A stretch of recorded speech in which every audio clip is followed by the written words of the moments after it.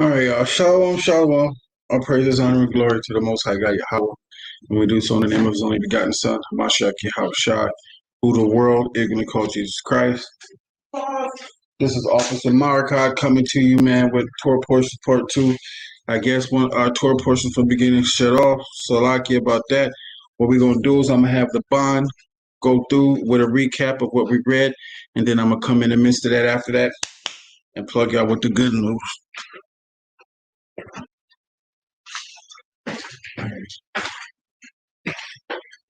God. So right now, Barak, the king of Balak, my bad. Balak, the king of Moab, is sending his his men over to Balaam to talk to the Most High so that they can take over Israel. All right. So that's what's going on right now because Moab is saying right now um that Israel is too much for them. So they're just trying to try to take over them, and so they're trying to bribe Balaam to give them away through witchcraft and everything. Be all pure, all right, stuff like that.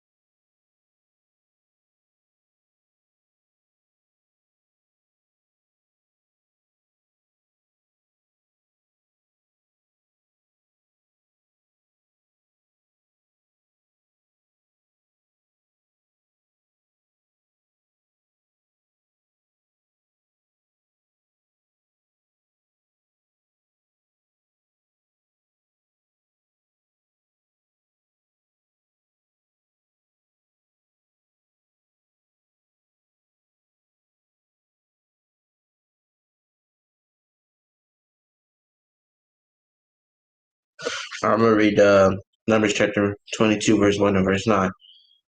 And the children of Israel set forward and pitched up in the plains of Moab on this side Jordan by Jericho. And Balak the son of Zippor saw that Israel had done to the Amorites. And Moab was so afraid of the people, because there were many, and Moab was distressed because of the children of Israel. And Moab said unto the elders of Midian, Now shall this company lick up all that are round about us, as the ox licketh up the grass of the field. And Balak the son of Zippor was king of the Moabites at that time. He sent messengers before to Balaam the son of Beor to Pethor, which is by the river, the land of the children of his people, to call him, saying, Behold, there is a people come out of Egypt. Behold, they cover the face of the earth, and they abide over against us. Come now, therefore, I pray thee, curse me this people, for they are too mighty for me. Peradventure I shall prevail, that we may smite them, and that I may drive them out of the land. For I wot that he whom thou blessest he is blessed, and he whom thou cursest is cursed. And the elders of Moab and the children of Midian departed with the rewards of divination in their hand. And they came unto Balaam and spake unto the words of Balak. He said unto them, Lodge here this night, and I will bring you word again, as the Lord shall speak unto me. And the princes of Moab abode with Balaam. And God came unto Balaam and said unto, What men are these with thee? So, that's a recap right there of what's going on. You know what I'm saying? Okay.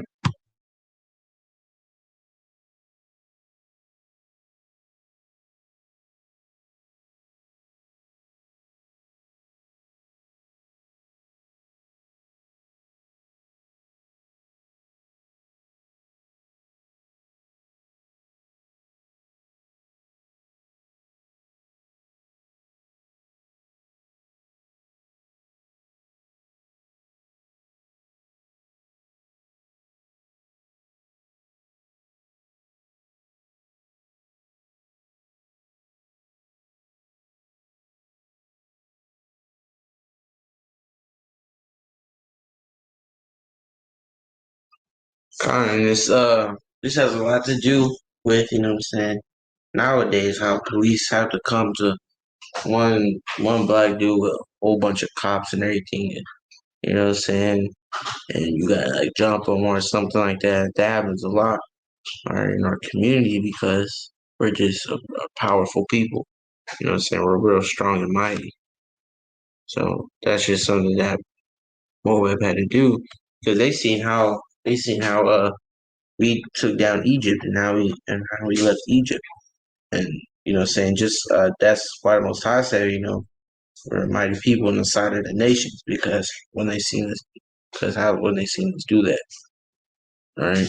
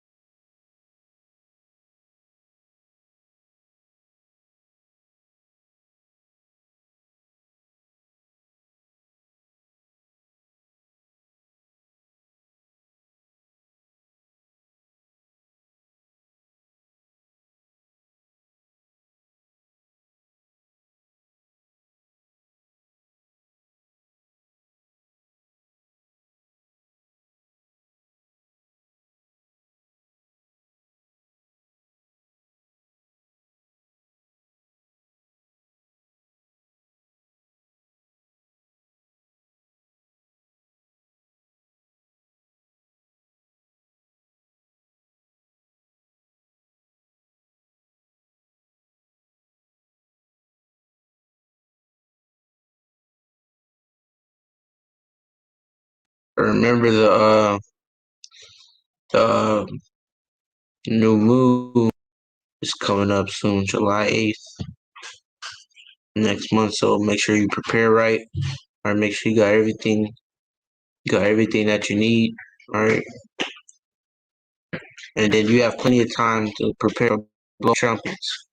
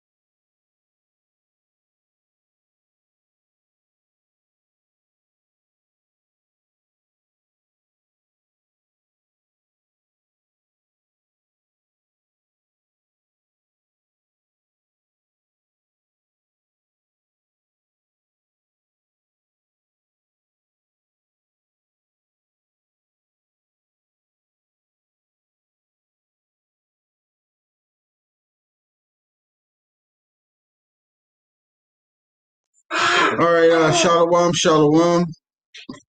I'm back. Um, our internet is tripping. Salakia. Um, I'm gonna do the best I can and go as far as I can. Let's see. Yeah, it's tripping right now. So,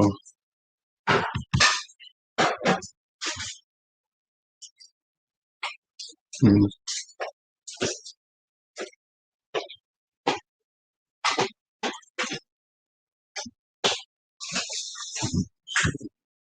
All right, it's acting okay for right now. It's acting all right.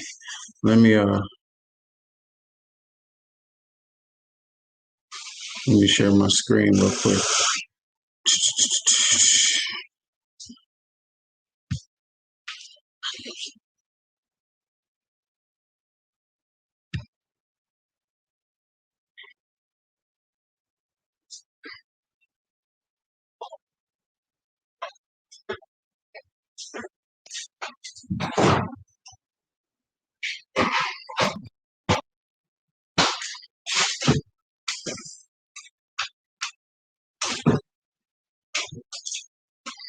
Okay, unmuted.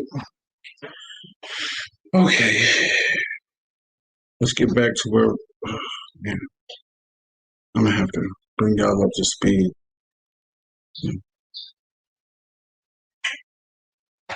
All right, let's go to Numbers 22, verse 1.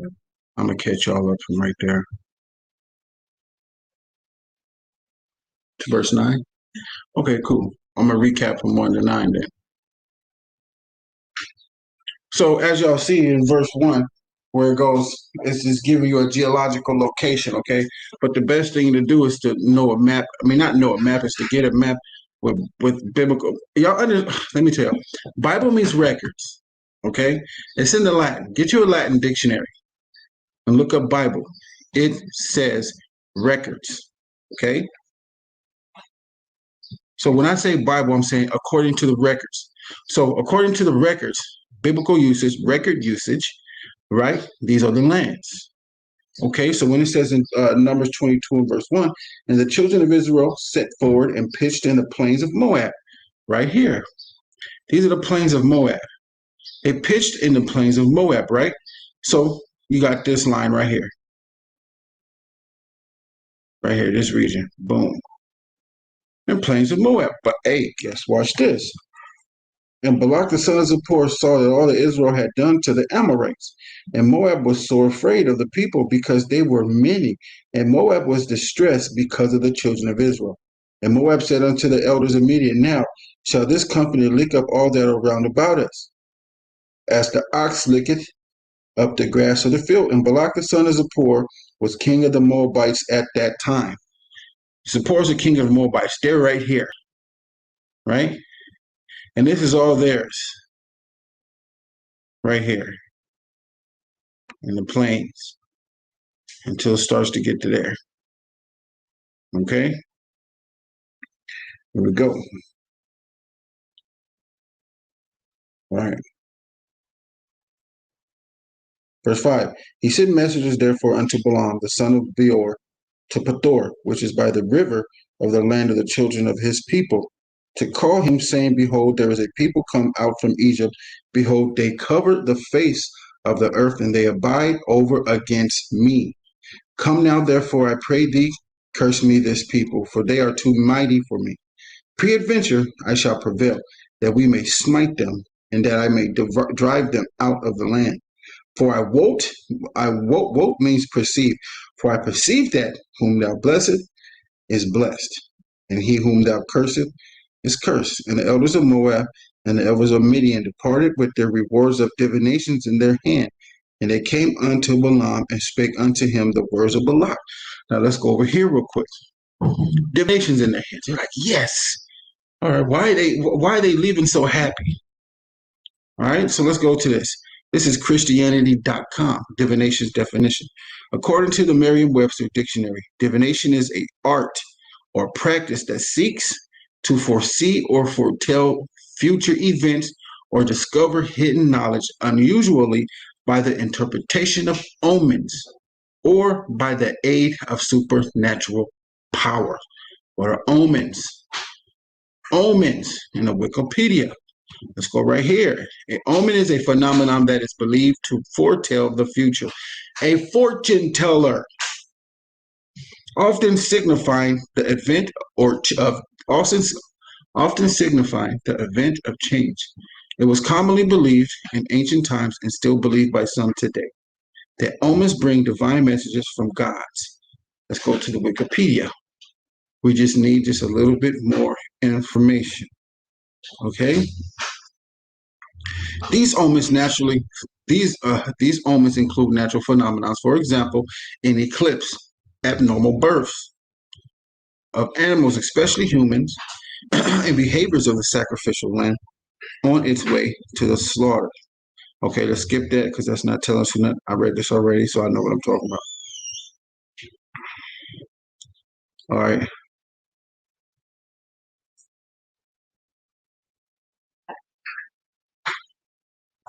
The oldest source of practice in ancient Near East came from Mesops.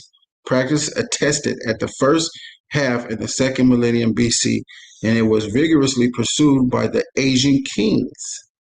All right, Asian kings who today are the Moabites or the Chinese, and the Ammonites are the Japanese. All right, Ashardon and his son uh, Ashurbanipal, Ashurbanipal in the 20th century BC. Omens were interpreted by several methods: liver divination, lek amenexy, il Banamancy, hepatosop. I don't even know how to pronounce it. I'm not going to even be presumptuous to say I don't even think about it right now, but hepatosopy, the water. Observing irregularities and abnormalities of internals and sacrificial sheep was used in many royal services. So I got to do it. Oh, I didn't even have to click onto it. Here we go. Boom. In the religion of ancient Rome, horospex was a person trained to practice a form of divination called horopasy. Horopasinia, the inspection of the entrails or sacrificed animals, especially the livers or sacrificed sheep of poultry. The reading of omens, especially from the liver, is also known. This is sick. It's a divination primarily through observing and interpreting burning incense smoke, but which may include the way incense ash falls as well. Like most other methods of divination during the libanomacy, a specific question must be asked. The incense smoke provides the answer. That's insane.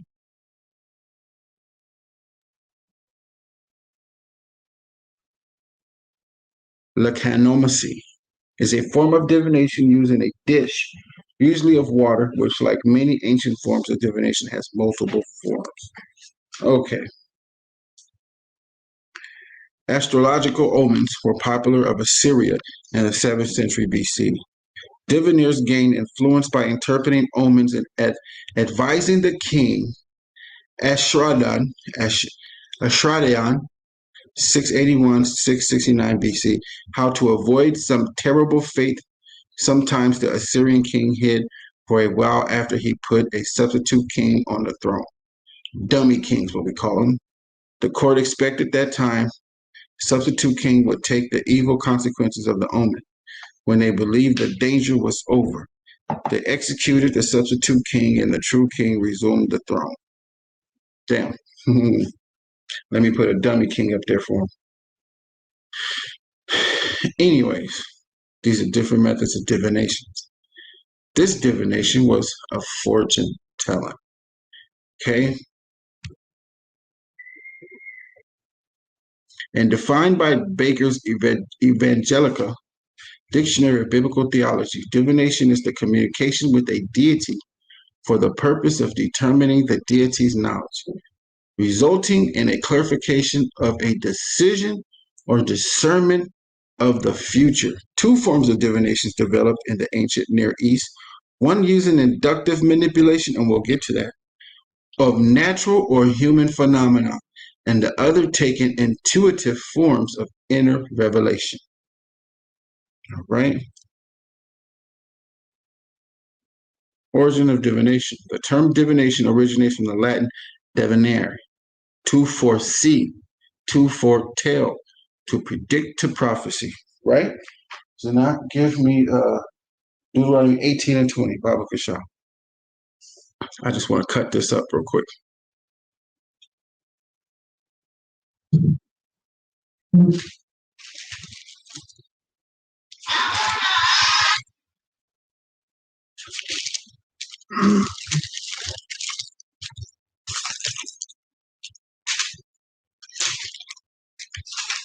Deuteronomy chapter 18, verse 20, right? Mm-hmm.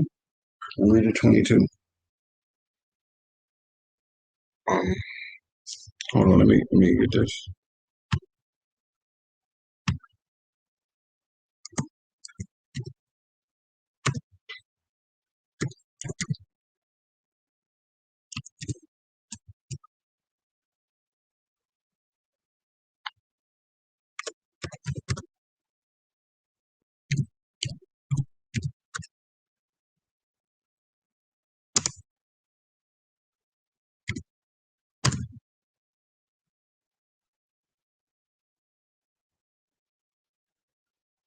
Go ahead.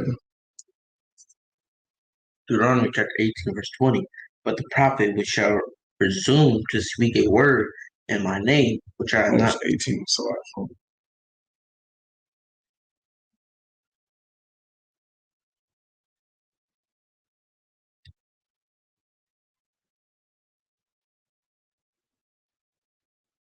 this is just responding back what I just read. Go ahead. Deuteronomy chapter 18, verse 20. But the prophet which shall presume to speak a word in my name, which I have not commanded him to speak, or that shall speak in the name of other gods, even that prophet shall die. Mm-hmm. And if thou say in thy heart, how shall we know the word which the Lord has not spoken? When a prophet speaketh in the name of the Lord, if the thing follow not, nor come to pass, that is the thing which the Lord has not spoken, but the prophet has spoken it presumptuously. Thou shalt not be afraid of So him. it says in verse 21, and if thou say in thine heart, how shall we know the word which the Lord has spoken? When a prophet speaks something and it comes to pass, the Lord spoke that. But how you know that he's not a prophet, if he says something is going to happen and it doesn't happen. When they do that, they have that, but that prophet has spoken it presumptuously. He's talking about something he knows not, and the Most High did not anoint him or give him the right to say those things. Don't be afraid of him. I mean, don't be afraid of what he's talking about.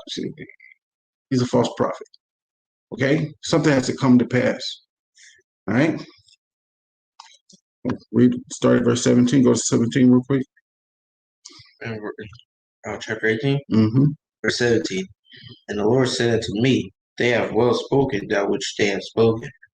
I will raise them up a prophet from among their brethren. From what? From among their brethren. You got to be from among the brethren. Read. Like unto thee, and I will put my words in his mouth, and he shall speak unto them all that I shall command him. Mm-hmm. And what does he command us to speak? The words of the Bible. Seek ye out of the book of the Lord and read. Go ahead.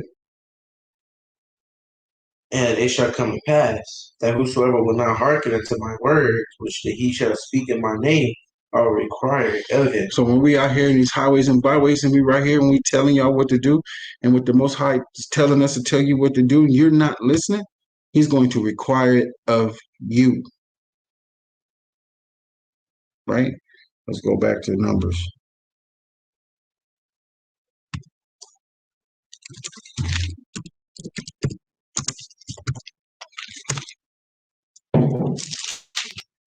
So, origin of divination. The term divination originates from Latin divinare, to foresee, to foretell, to predict, to prophesy, related to divinaires, divine, or to be inspired by a god. Divination is the effort to obtain insight into a question or situation by way of occult, standardized process or ritual. To engage in divination is to reveal mysterious knowledge by supernatural practices.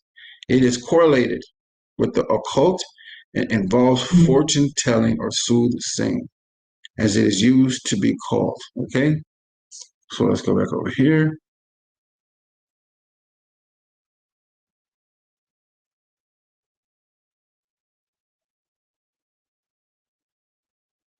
Start at 7, go down by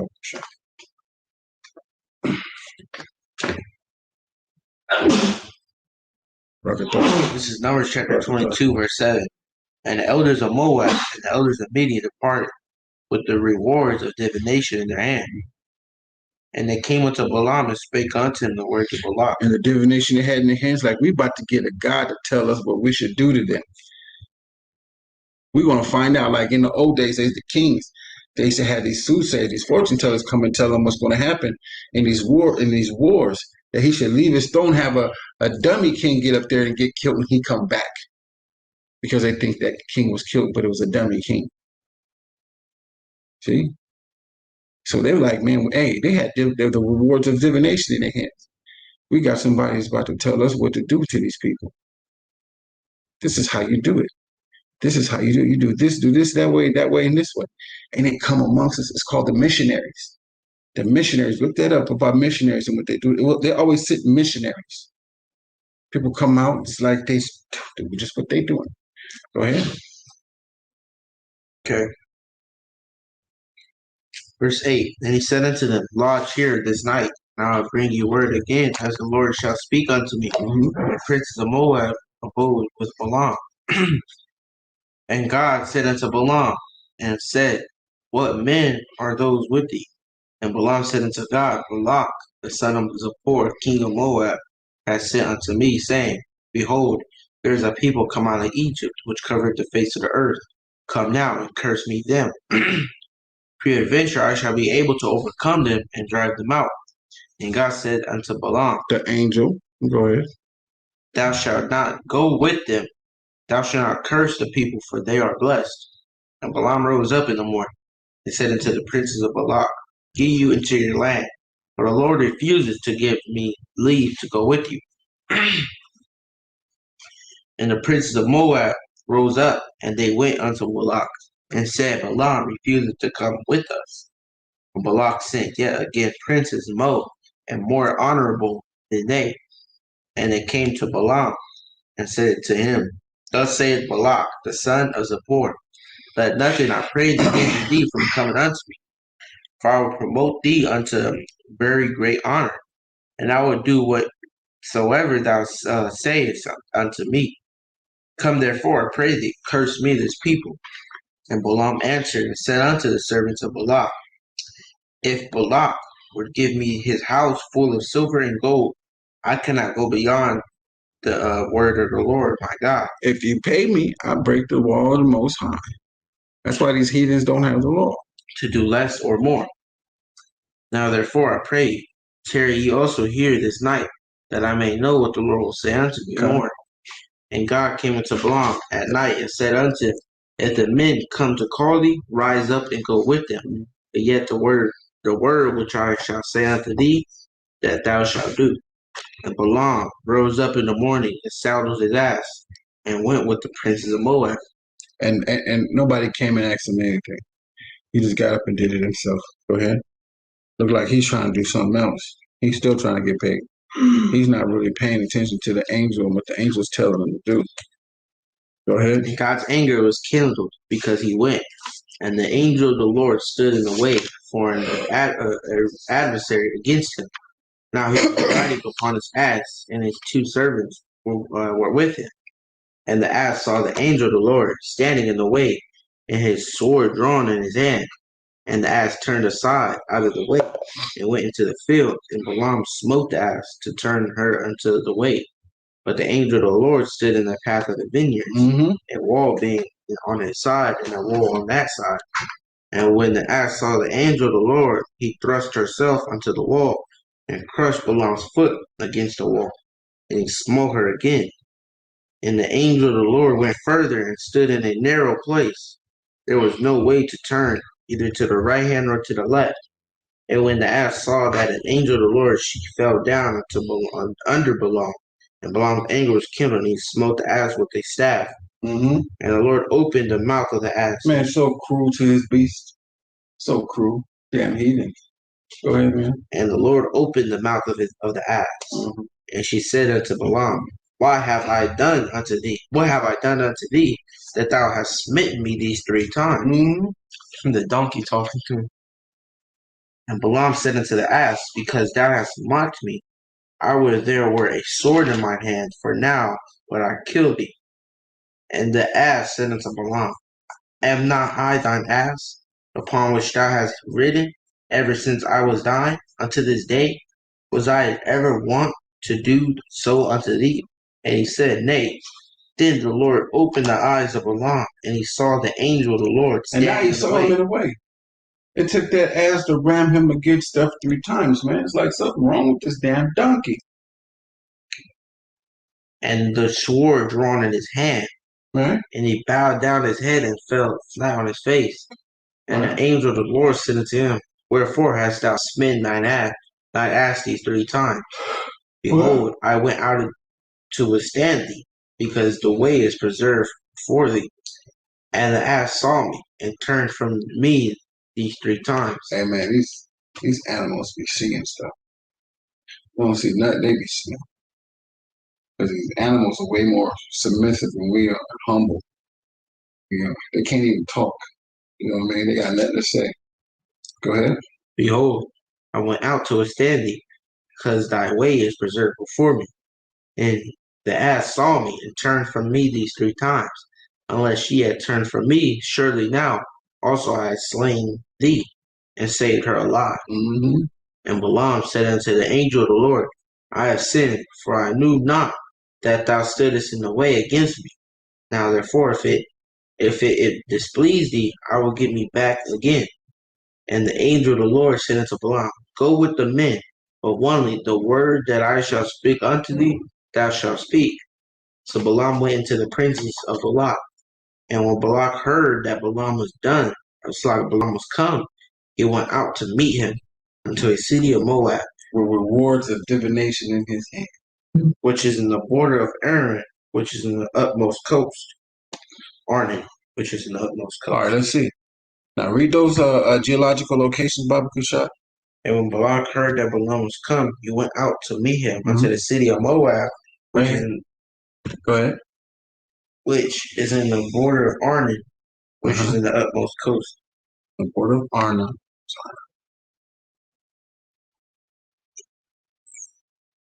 Right here, which is in the utmost coast. Which one? This one here. Arnon.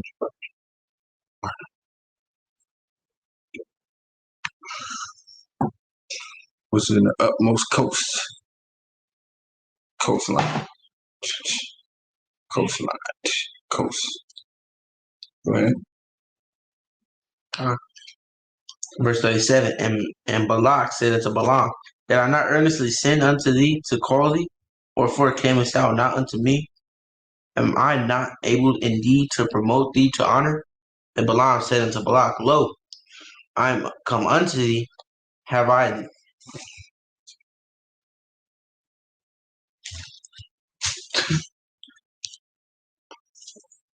Verse 37. And Balak said unto Balaam, Did I not earnestly send unto thee to call thee? Wherefore camest thou not unto me? Am I not able indeed to promote thee to honor?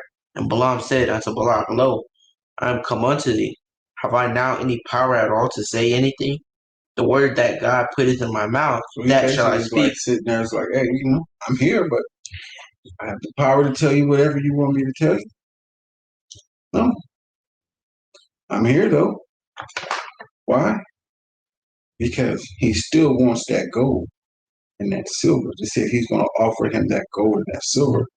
All the silver is house to do a people in Rome. And then we're going to see the next chapter if Baal Peor take that money. Baal Peor's son. The son Balaam. Baal Peor's son Balaam take that money. Go ahead. Because he's being very disobedient to an angel. That's because he does divinations, man. He don't give a damn what they got to say. He gonna do sacrifices and try to get some sins taken away. Go ahead. And he dealing with bastards anyways. Go ahead. Verse 39. And Balaam went with Balak, and they came unto Kiriath Huzoth. And Balak offered oxen and sheep and sent to Balaam and to the princes that were with him. And it came to pass on the morrow that Balak took Balaam and brought him up into the high places of Baal, that thence he might see the uttermost part of the people. Why? Because he want them to see what they doing wrong. And that's what everybody does. Says, look, come over here with us so we can show you what they're doing wrong. Not like, hey, come over here so you can see what we're doing to them. That's how that is today. Right now, he just trying to bring Balaam over there so Balaam can see what Israel said. Balaam can see what they're doing wrong. So he can show the angel that look what they're doing. Let me just go down and get him. All right, call Asherah, Debar Yahweh, Anai Shai, Rona Shemai, other Yahweh said, what we doing here?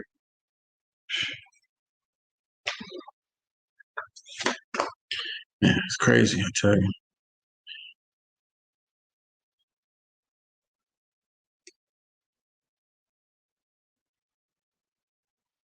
Now, Baal Peor's Balaam, all right? Baal Peor's son, Balaam, right? He goes, and Balaam said unto Balak, build me here 7 altars and prepare me here 7 oxen and 7 rams. Right? He's about to do what? Exactly. What type of sacrifice? Well, there's always going to be an animal sacrifice. What type of sacrifice is he trying to make? So, now, what type of sacrifice is this in verse 1? Chapter 23 1.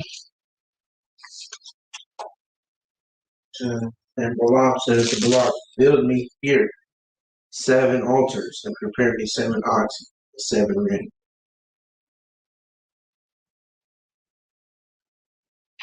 Probably a peace offering. You can't say it's something. It has to be something.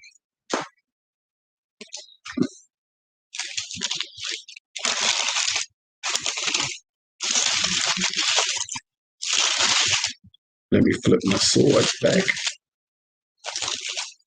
to Leviticus.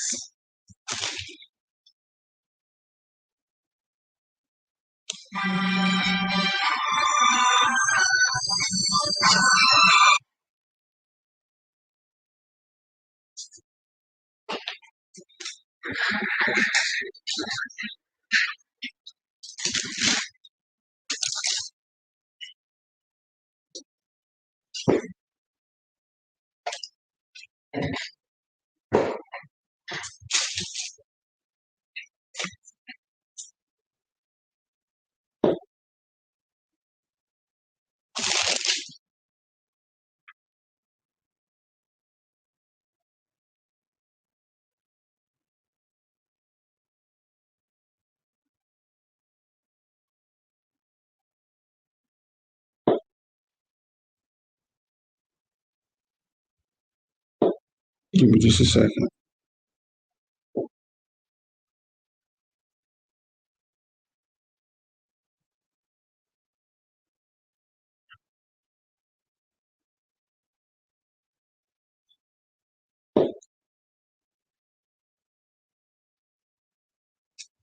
What is he bringing? An oxen and 7 rams. Oxen and rams. Let me see.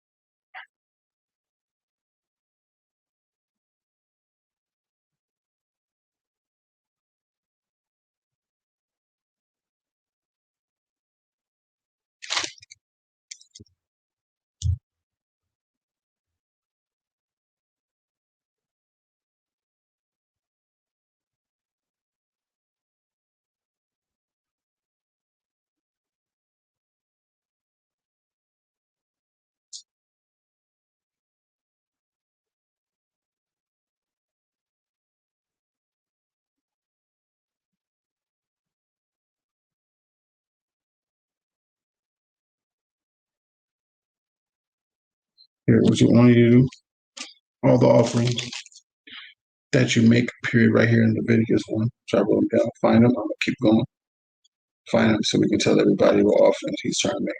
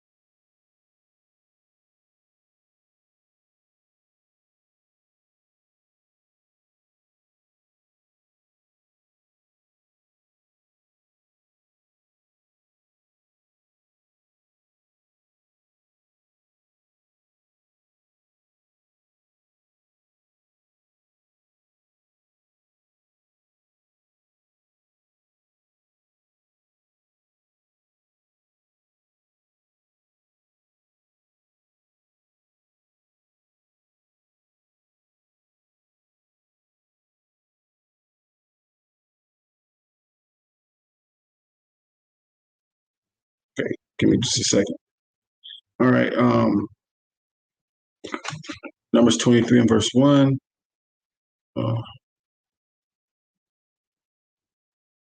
And Balaam said unto Balak, build me here 7 altars, and prepare me here 7 oxen and 7 rams.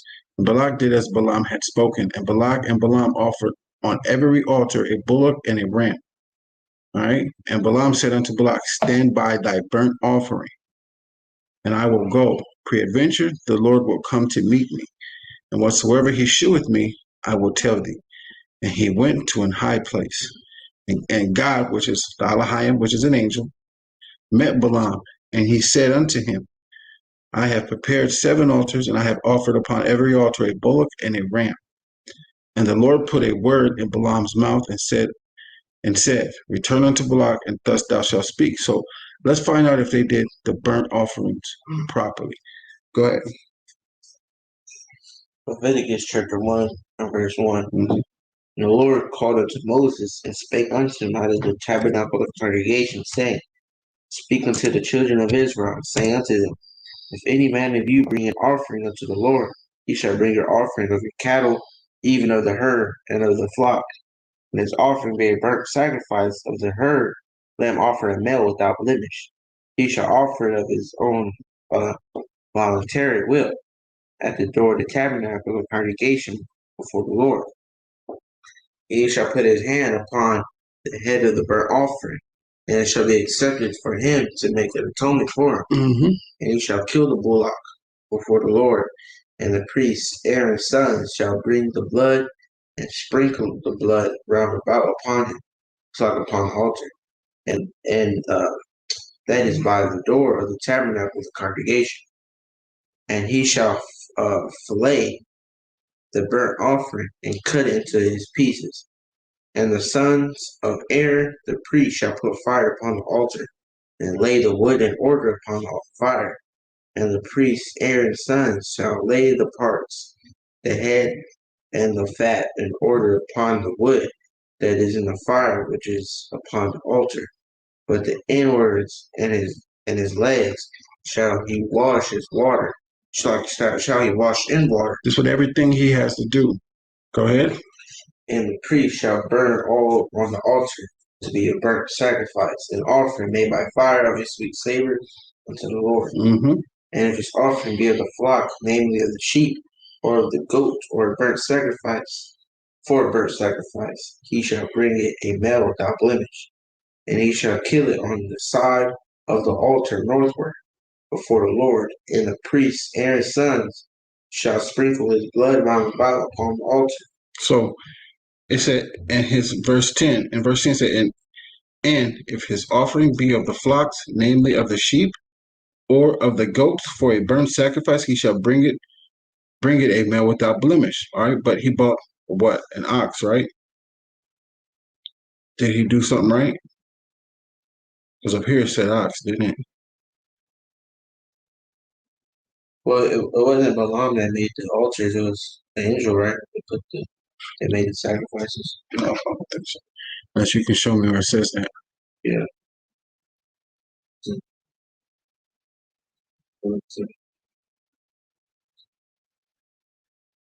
Yeah, he asked him that, but the angels went and built it.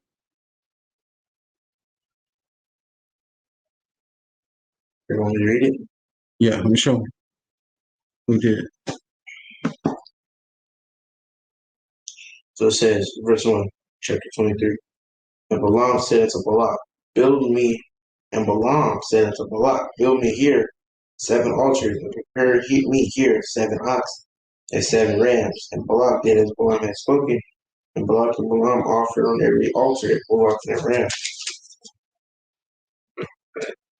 I thought, So Balaam had Balak build the altars. yeah. Well, I guarantee Balak can build the altars. His man built the altars. It was only them 2 on the mountain. Balak to do it. Oh, it was only them 2? I don't. Let's find out. Remember, chapter 22 at the end that Balak and Balaam went up to the high places so he can show the people.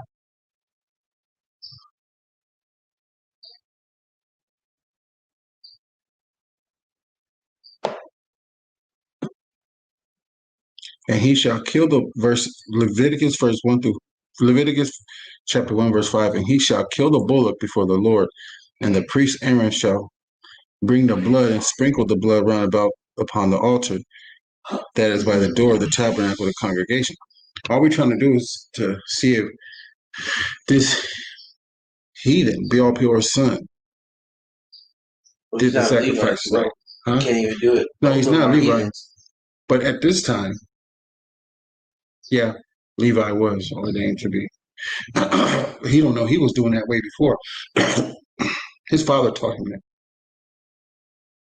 So he was doing that way before the Levites were ordained to do it. His father taught him to do it. His father was doing it. Of old time, Abraham and him was doing it too. So let's find out. So he got the ox right. Now it's the ram. Excuse me.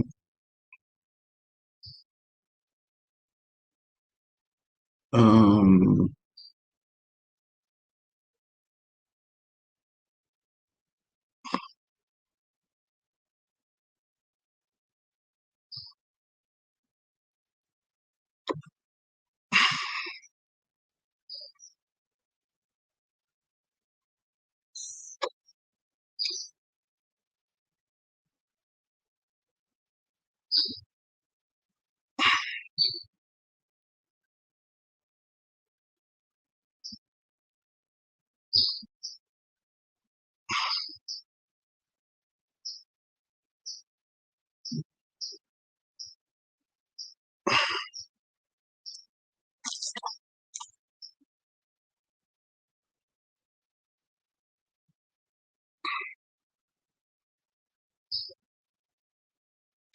just a second.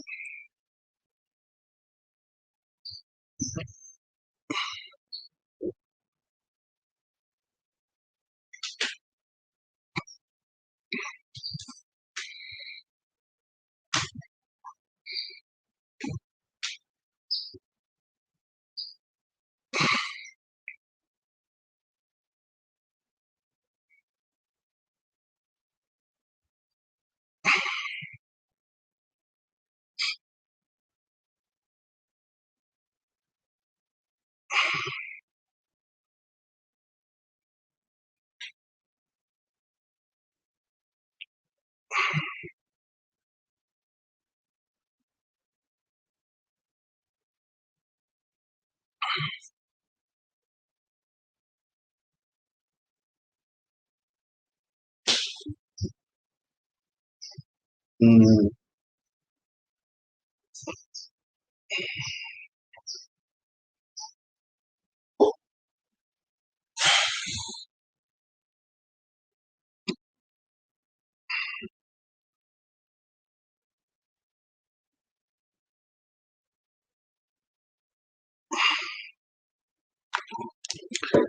okay.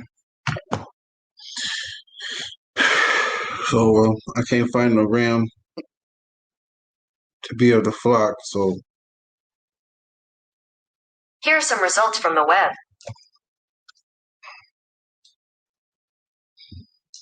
So let's keep reading from there on to Numbers 3.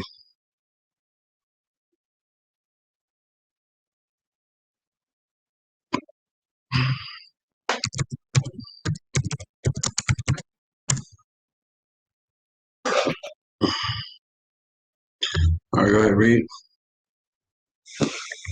Sorry, verse 1.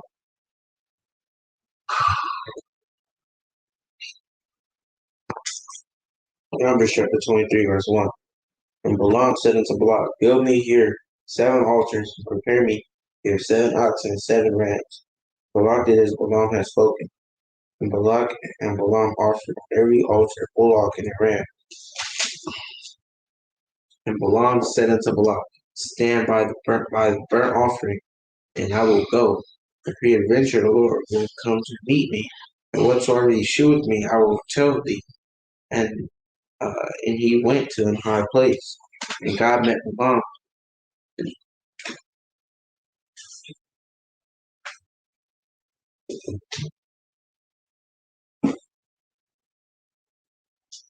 Verse 3. Balaam said to Balak, stand by thy burnt offering.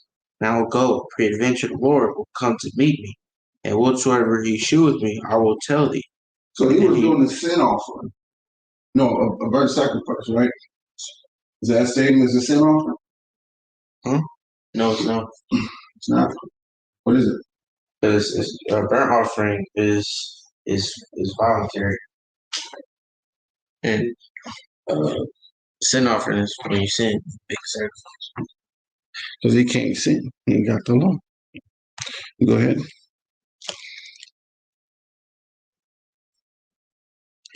Verse 4.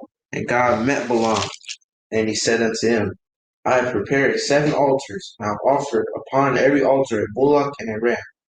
And the Lord put a word in Balaam's mouth, and said, return unto Balak, and thus shalt thou speak.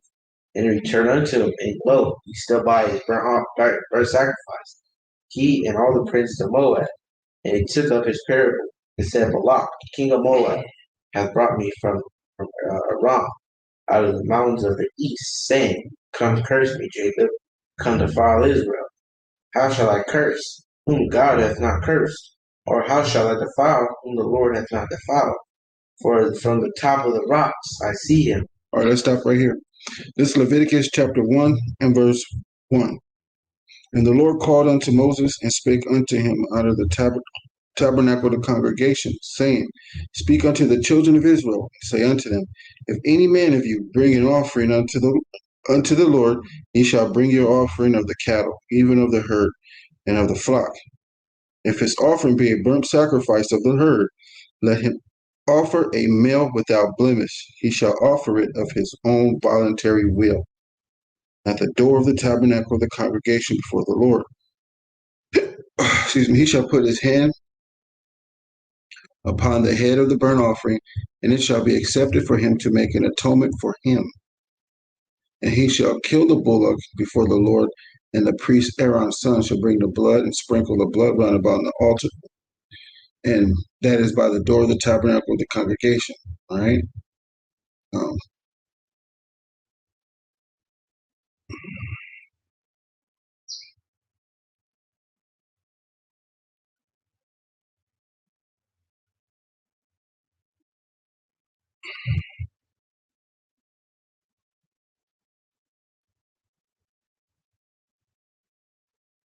right. It's a voluntary offering. All right, go ahead.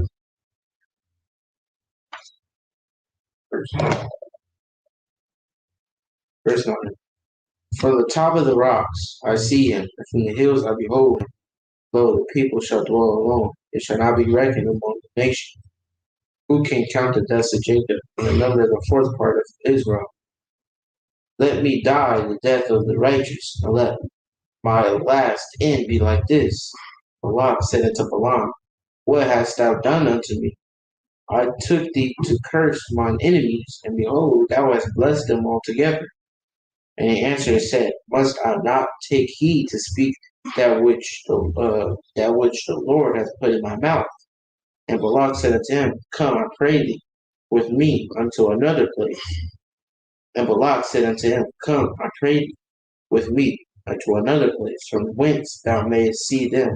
Thou shalt see but the utmost part of them, and shalt not see them all, and curse me. He's trying to have Balaam see some iniquity in him, in us.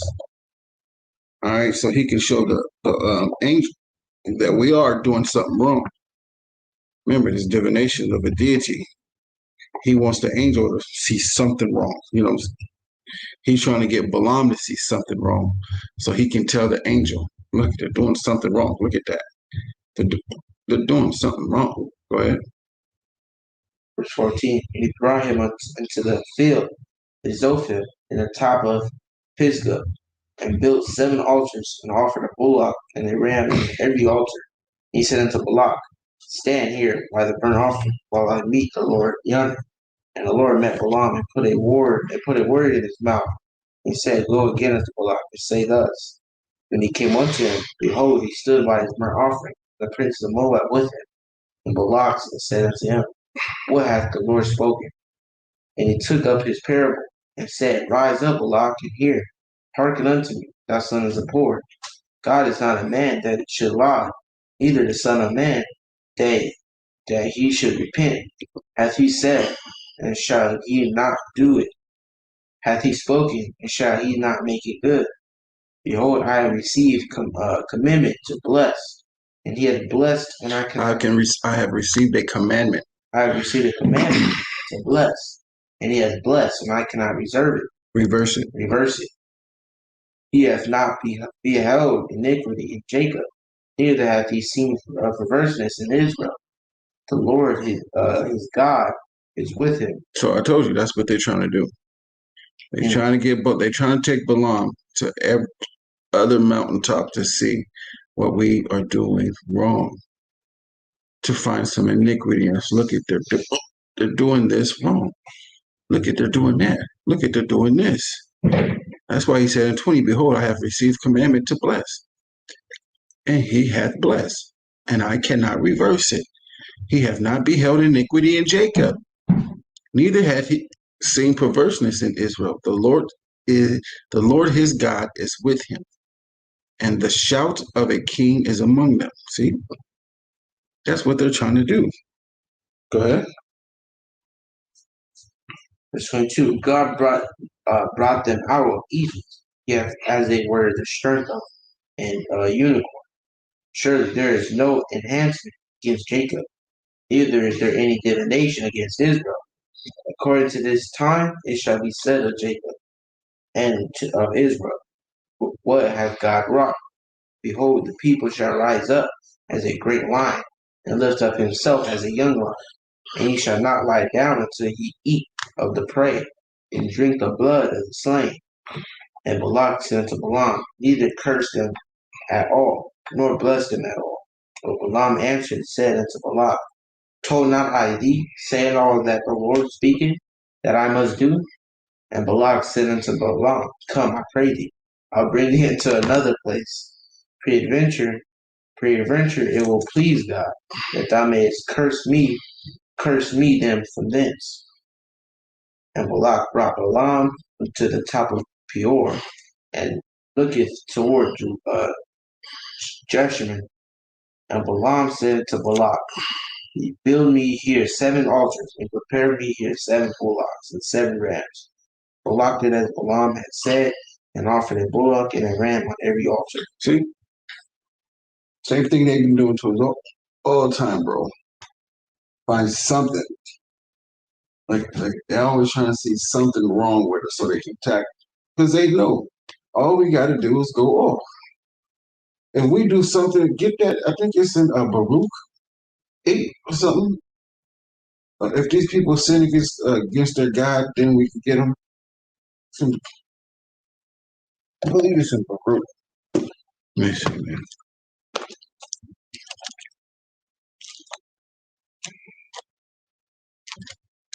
me see.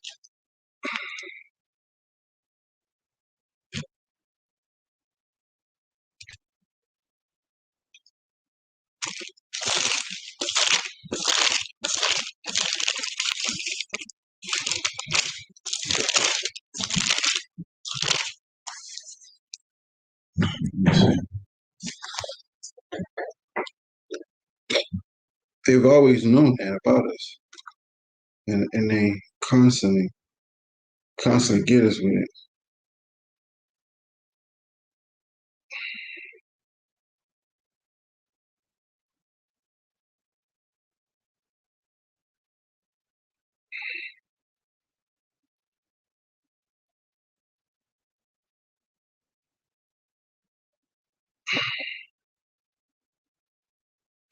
Judith 5:20.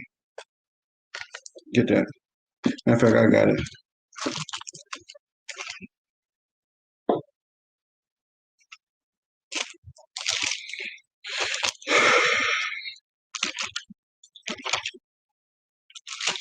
Come on, Judith. Is it at the beginning?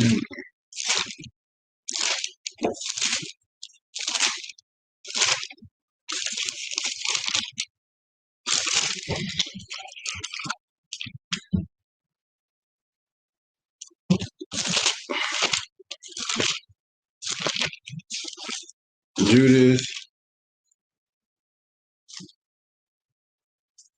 chapter 5, this is in the Apocrypha, Judas chapter 5, verse 20. Now therefore, my Lord and governor, if there be any error in this people, and they sin against their God, let us consider that this shall be their ruin, and let us go up, and we shall overcome them. But if there be no iniquity in their nation, let my Lord now pass by, lest their Lord defend them, and their God be for them, and we become a reproach before all the world. All right. So they already knew that when we do stuff like that, they're able to overcome us and get over us like that. So what is Balak trying to do? Trying to get Balaam to see some iniquity in us so he can tell the angel, look, see, they're doing this. Look at. So I'm just going to, go down there and do that. That's what he's trying to get him to do. All right. Call Asherah, the Bar Yahweh, Anai Shai, Wanashemai, or the Yahweh said, what we doing here.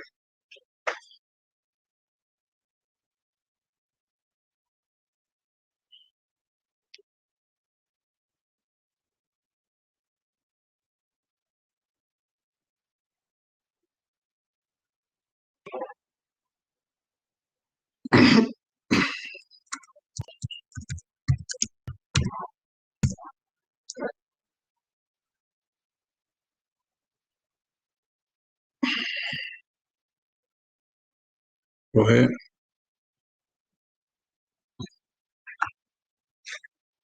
This is Numbers chapter 24, verse 1. And when Balaam saw that it pleased the Lord to bless Israel, he went not as, as at other times to seek for enhancement, but he set his face toward the wilderness. And Balaam lifted up his eyes, and he saw Israel abiding in his tents, according to their tribes, keeping the law. And the Spirit of God came upon him, and he took up his parable. He said, Balaam, the son of Beor, hath said, a man whose eyes are open hath said, he hath said, which heard the words of God, which saw the vision of the Almighty. So let's stop real quick. In verse 1, I think this was overread and missed. And when Balaam saw that it pleased the Lord to bless Israel, he went not as at other times to seek for enchantments. He's not doing enchantments anymore. So he's not trying to like divination. Right? That means he's done it before to Israel. Go ahead. Or just go read. Verse 2. Balaam lifted up his eyes, and he saw Israel abiding in his tents, according to their tribes, and the Spirit of God came upon him, and he took up his parable and said, Balaam, the son of Beor,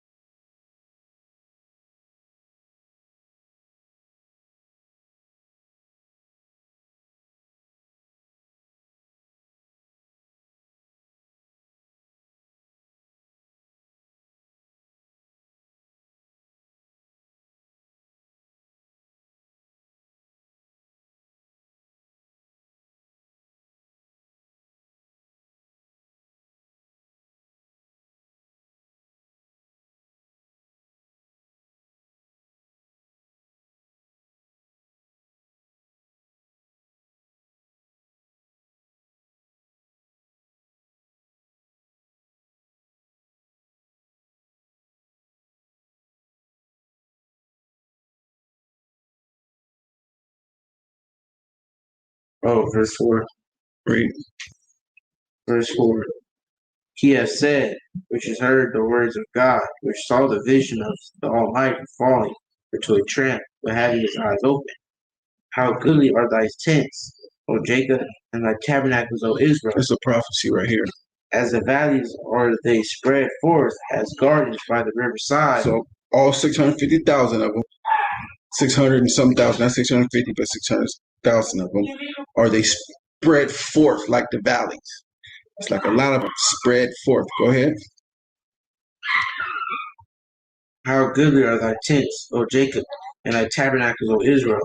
As the valleys are spread forth as gardens by the As river. the valleys are they spread forth.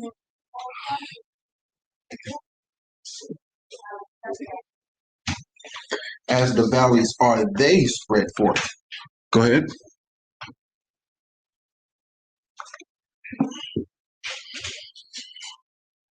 As gardens by the riverside, as the trees of live aloes, which the Lord has planted, and as cedar trees beside the water. So as the valleys are they spread forth as gardens by the riverside, because that's where they are. Look at when they're going up in the plains. As gardens by the riverside, they're like that, like a valley of people planted by the riverside. All right, go ahead. Hold on. As gardens by the riverside, as the trees of line aloes, which the Lord hath planted. That's what they're looking like. He's referenced them as little plants that he planted, and they're going up in the valleys, right? As cedar trees beside the waters. And what see some big old trees planted strong. So that's how he's referencing Israel as these big ass cedar trees planted by the riverside. Go ahead. Verse 7. He shall pour the water out of his buckets, and his seed shall be in many waters, and his king shall be higher than Agag. So what do you think he means by that? What? And he shall pour the water out of his bucket, and his seed shall be in many waters. Means he's going to let go of his own women and go amongst all the other nations. For his seed. Good one. He shall pour the water out of his bucket, and his seed shall be in many waters. Say it again. He's going to let go of his own women and go to the different other nations. He's going to let go of his what? His own women. His own women? His own women. That water that's in his own bucket, he's going to pour it out, and he's going to spread the seed amongst many other waters. What's the water? What shall he pour the water out? What's the water? He's pouring people. Okay. Just like the Ephraim prophecy. Okay, cool. He shall pour the water out of his bucket, and his seed shall be in many waters. And his king shall be higher than Agag, and his kingdom shall be exalted. Okay. Verse 8, go ahead. Verse 8. How shall I curse? Verse 8. Verse 8. God brought him forth out of Egypt. He hath as it were the strength of a unicorn. He shall eat up the nations, his enemies, and shall break their bones, and pierce them thorough with his arrows. Mm-hmm. He couched, he lay down as a lion, and a great lion. Who shall stir him up? Esau. Blessed is he that blesseth thee, and curses he that curseth thee. Mm-hmm. And Balak's anger was kindled against Balaam, and he smote his hands altogether. And Balak said unto Balaam, I called thee to curse mine enemy. Why did he smote his hands all together? What did he do that for?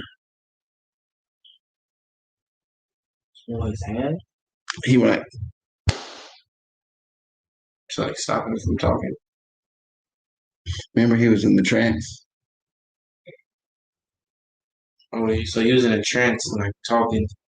Like, yeah, remember his eyes was open. He was in like in a trance. Go ahead. Just kind of creepy. Yeah. And Balak's anger was kindled against Balak, and he smote his hands all together. And Balak said unto Balaam, I called thee to curse my enemies, and behold, thou hast altogether blessed them these 3 times. Therefore now flee thou to thy place. I thought to promote thee into great honor, but lo, the Lord hath kept thee back from honor. And Balak's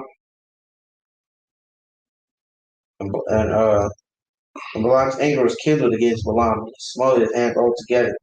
And Balak said unto Balaam, I call thee to curse my enemies, and behold, thou hast altogether blessed them these 3 times. Therefore now feed thou to thy place. I thought to promote thee unto great honor, but lo, the Lord hath kept thee back from honor. And Balaam said unto Balak, Spake I not also to thy messengers, which thou sentest unto me, saying, If Balak would give me his house full of silver and gold, I cannot go beyond the commandment of the Lord, to do either good or bad of my own mind? But what the Lord saith, that will I speak. Right? That what the Lord said, that what I speak. Now watch this. Keep on. Verse 14. And now behold, I go unto my people. Come therefore, and I will advertise thee what this people shall do to thy people in the latter days. Because he's been showed something else. Go ahead. And he took up his parable and said, Balaam the son of Beor had said, the man whose eyes are open had said, he has said, which heard the words of God and knew the knowledge of the Most High, which saw the vision of the Almighty, falling into a trance, having his eyes open. But having his eye falling into a trance, but having his eyes open. Go ahead. I shall see him. He's saying what happened. That's what he's saying. I shall see him, but not now. I shall behold him, but not now. There shall come a star out of Jacob, and a scepter shall rise out of Israel. He shall smite the corners of Moab, and destroy all the children of Sheth. And Edom shall be a possession. Seir also shall be a possession for his enemies, and Israel shall do valiantly. He said, Edom shall be a possession. Seir also shall be a possession for his enemies. Mount Seir. Exactly. I didn't even have to say it. Go ahead. Out of Jacob shall come he that shall have dominion, and shall destroy him that remaineth out of the city. And when he looked on Amalek, he took up his parable. So hold on. With Amalek, right?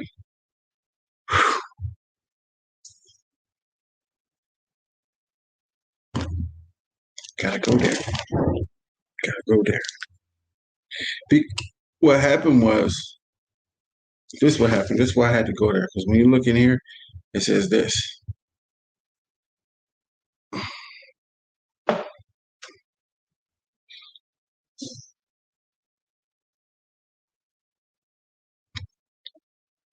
Son of Eliphaz by his concubine, Tanah, grandson of Esau, and progenitor of a tribe of people in southern Canaan.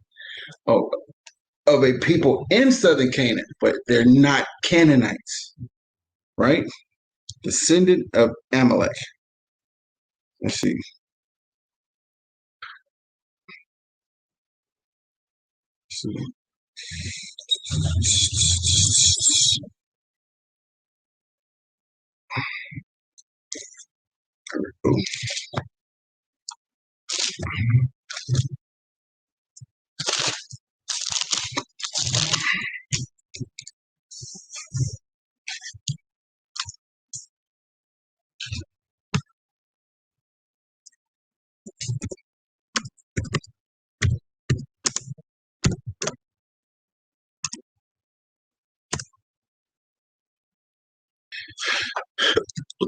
Now these are the generations of Esau, who is Edom, right? Esau took his wives of daughters of Canaan, Adah, the daughter of Elon the Hittite, Lebanamah, the daughter of Anah, the daughter of Zaphan, and the Hivite. All right. Now, over here, descendants of Esau. And these are the generations of Esau, the father of the Edomites in Mount Seir. These are the sons of Eliphaz, the son of Adah, wife of Esau, Ravah, the son of Bathshemath, wife of Esau. And the sons of Eliphaz were Teman. All right. And Timah was concubine to Eliphaz, Esau's son, and she bare to Eliphaz Amalek. These were the sons of Esau's wife. Now you can look up in time and you'll find out that Amalek are the people who are over there right now in our land, which they're not in our land. They're in Issachar. They're in land of Samaria. They're in Issachar and Zebulun and those land, because the land of Judah won't grow at all. They in your land committing all kind of whoredom, and really grow. They got to do stuff to make it grow. He's just making it grow. It's not growing on its own. Yeah. They doing all kind of debauchery over there. I just want to show that to y'all. So all these nations, just 12 sons, the 12 dukes of Edom, all of them is Amalek. He's referring to them as Amalek because he said Esau, Edom. Read that part real quick. Verse 19. Out of Jacob shall come he that shall have dominion, and shall destroy him that remaineth of the city. Talking about Yahweh Shai. Go ahead. And when he looked on Amalek, he took up his parable and said, Amalek was the first of the nations, but his latter end shall he perish forever. And he looked on the Kenites and took up his parable and said, Strong is thy dwelling place, and thou puttest thy nest in a rock. Nevertheless, the Kenites shall be wasted, until the Ashur shall carry thee away captive. And he took up his parable and said, Alas. No, go to verse 18. Salah, go to verse 18. Numbers 24 and 18. Verse 18. Hold on. Start 17. Verse 17. Verse 17. I shall see him, but not now. I shall behold him, but not nigh. There shall come a star out of Jacob, and a scepter shall rise out of Israel. And he shall smite the corners of Moab and destroy all the children of Sheth. And Edom shall be a possession. Seir also shall be a possession for his enemies. And Israel shall do valiantly. But out of Jacob shall come he that shall have dominion, and shall destroy him that remaineth of the city. And when he looked on Amalek, he took up his parable and said, Amalek was the first of the nations, but his latter end shall be, and that he perish forever. And Edom in verse 18, Edom shall be a possession. Seir also shall be a possession for his enemies, and Israel shall do valiantly.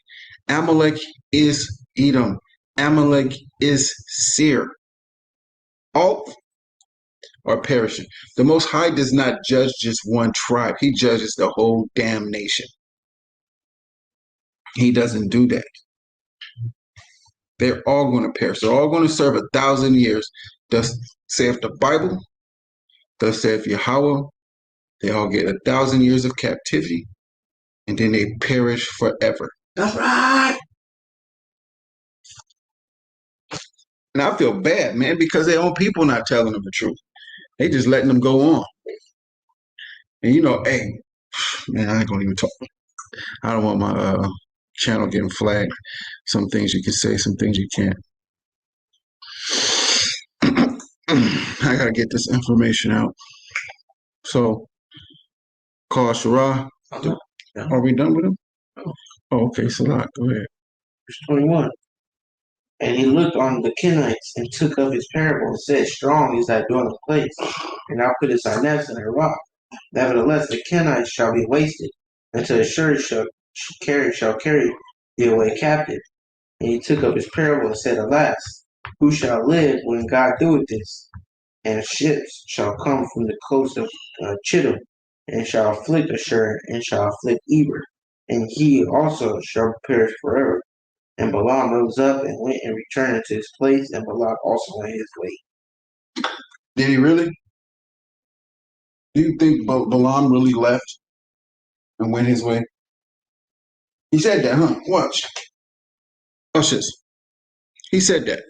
And when Numbers 24 and 1, and when Balaam saw that it pleased the Lord to bless Israel, right, which are the Moabites, the Chinese today, he went not Balaam, but Balak. Balaam, we don't know who he is. We'll find out. And when Balaam saw that it pleased the Lord to bless Israel, he went not, as at other times, to seek for enchantments, but he set his face toward the wilderness, right? Watch this. Balaam rose up and went and returned to his place, and Balak also went his way. Kasharah, Debar Yahweh, Anai Shai, Wanat Shemai, although Yahweh said, what we doing here? Now let's go to 25 to 9. Let's see if they really left and went their way. It's not going yet. Go ahead, please. Numbers 25 verse 1. Mm-hmm. And Israel abode in Shittim, and the people began to commit whoredom. Began. And the people began.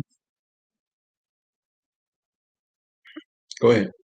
And the people began to commit whoredom with the daughters of Moab. And they called the people unto the sacrifices of their gods. And the people did eat and bowed down to their gods.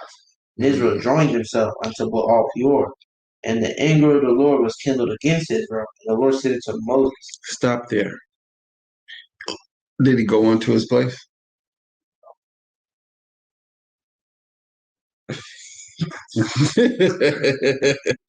Well, hold on. And they called the people unto the sacrifices of their gods, right? Now, in verse 3, it says, and Israel joined himself unto Baal Peor, not Balaam, to his father. Divinations. So what does he mean by, let's see, joined himself? Let's see.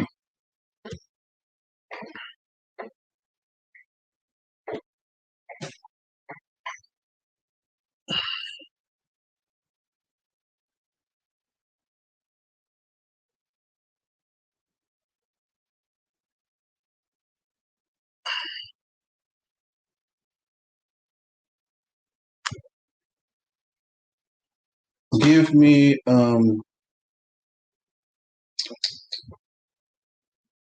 Deuteronomy 18 and 9. About sure. See, they attached themselves to these divinations and things like that, enchantments and stuff like that. Balaam wasn't there, but they did it according to the Father. So where did they get this from? We're going to find out in the story. We're going to find out. I want to get a precept for y'all. 18 and 9. 18 and 9. Deuteronomy chapter 18 verse 9. When thou art come into the land which the Lord thy God giveth thee, thou shalt not learn to do after the abominations of those nations. There shall not be found among you any one that maketh his son or his daughter to pass through the fire, or that useth divination. Idolatry, enchantments, fortune telling, divinations. Or an observer of times, or an enchanter, or a witch, or a charmer, or a consulter with familiar spirits, or a wizard. Consulter with familiar spirits is talking about Whoopi Goldberg, that movie Ghost. Go ahead. Or a necromancer. Hey. So let's go back to Numbers 23. And verse 4. Start there. Numbers chapter 25, verse 4. And the Lord said unto Moses, take all the heads of the people and hang them up before the Lord against the sun, that the fierce anger of the Lord may be turned away from Israel. Moses said unto the judges of Israel, slay ye every one his men that were joined unto Baal Peor. Behold, one of the children of Israel came and brought unto his brethren. So let's stop there real quick. Inductive and deductive reasoning is that inductive reasoning aims at developing the theory, while deductive reasoning aims at testing an existing theory. That's deductive reason. Your aims is at testing an existing theory, right? But inductive reason aims at the developing a theory, while deductive reason aims at testing an existing theory. Inductive reasoning moves from a specific observation to broad generalizations, Well, if God can do this, why don't he just do that too? I just don't see why he's just not doing it. Now they're doing what? Deductive reasoning, right? When you just stick to the inductive reasoning, right? Aims at developing a theory, while deductive reasoning aims at the testing existing theory. So you test a theory with deductive reasoning right back. Well, let's get a deductive reasoning going on here. Let's test your theory. If that happened and this happened, what about this? And you cut them with a precept, deductive reasoning. Well, that's what the people do when they come up to us, right? And they go, well, if God made everybody, don't that mean he loves everybody? Oh, that does make sense. See? What they're talking about does not make any sense at all. He made us all in the blood of Jesus. Does it will come from Adam? Witchcraft.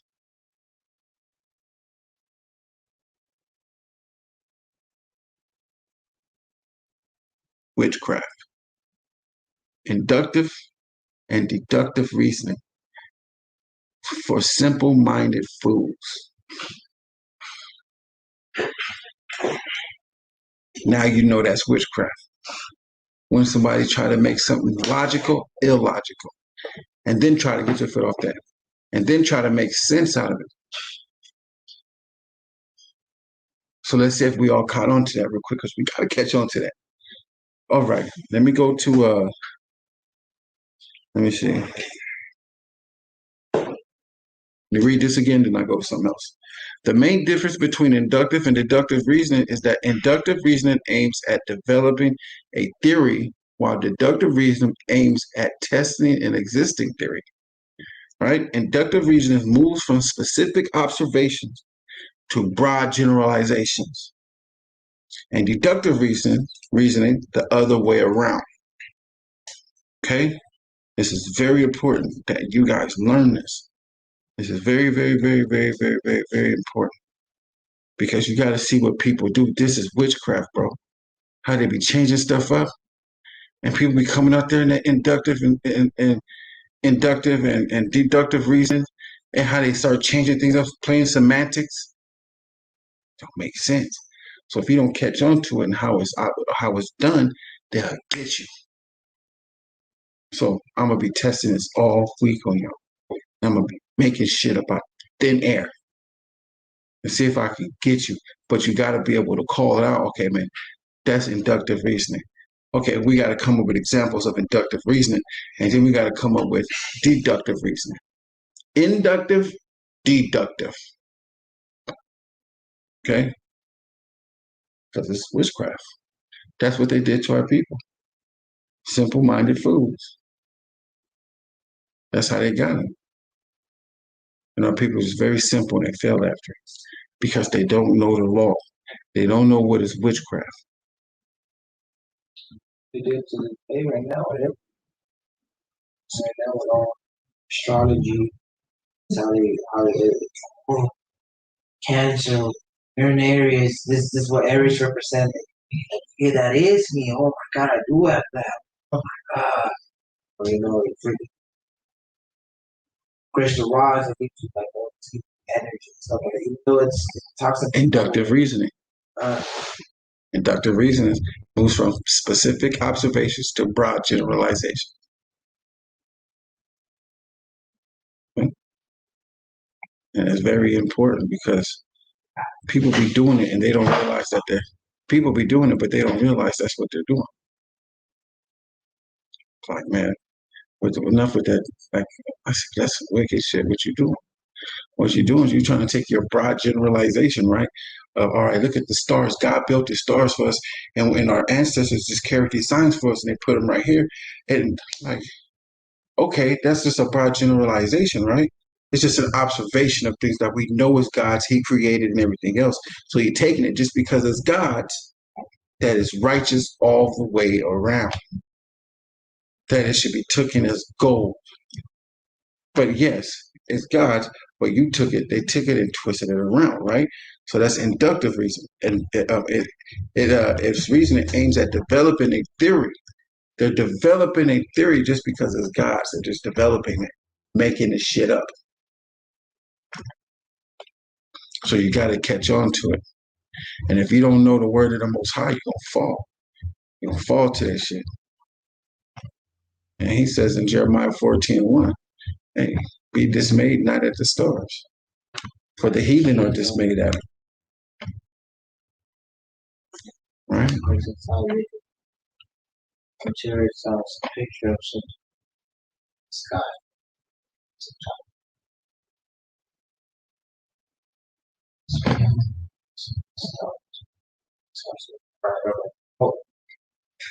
Mm. Go ahead, Phil.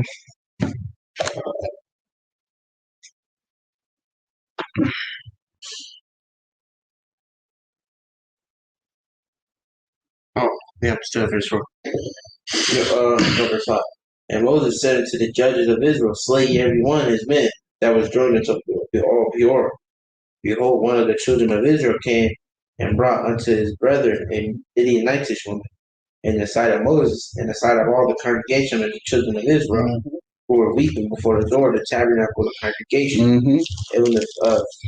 And when Phinehas, the son of Eleazar, the son of Aaron, the priest, saw it, he rose up amongst the congregation and took a Julian in his hand, and he went after the man of Israel into the tent and thrust both of them thorough, the man of Israel and the woman thorough her belly.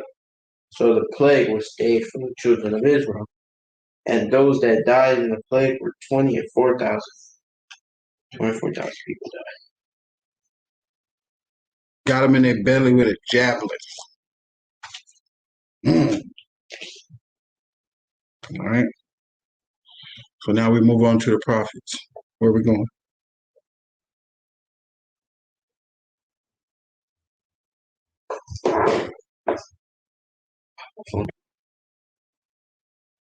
MICAH.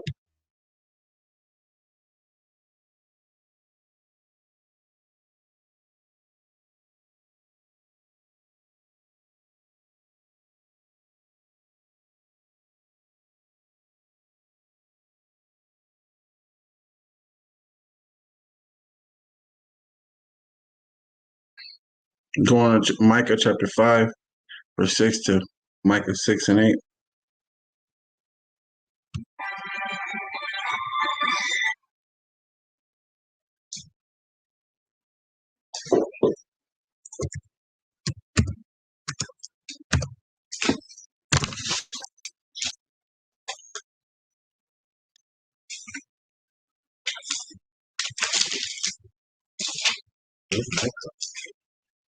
I found it.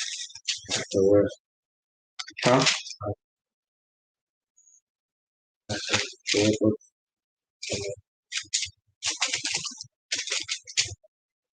It's in Joel. For Joel. In Joel.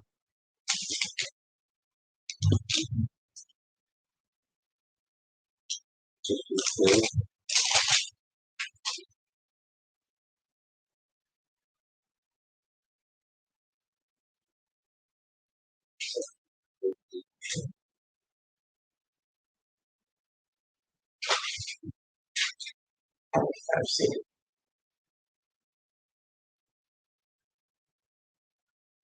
Joel.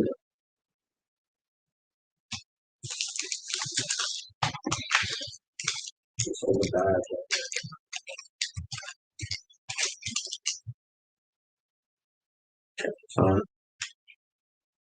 Because you don't have the 16 letters. Who you have it? It's got my other sword. So I like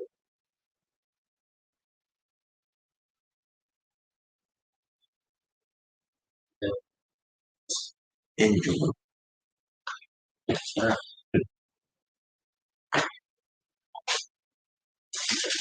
it.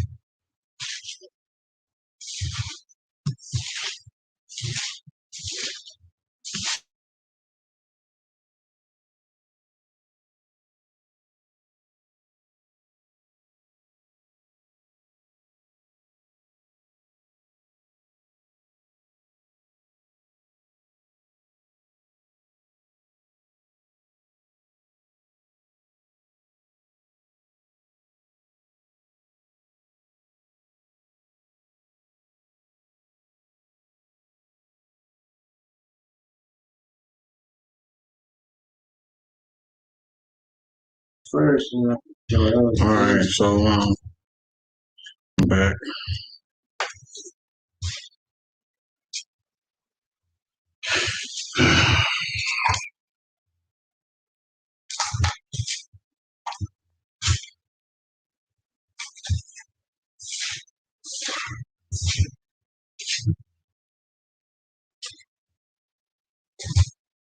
All right, man, come on.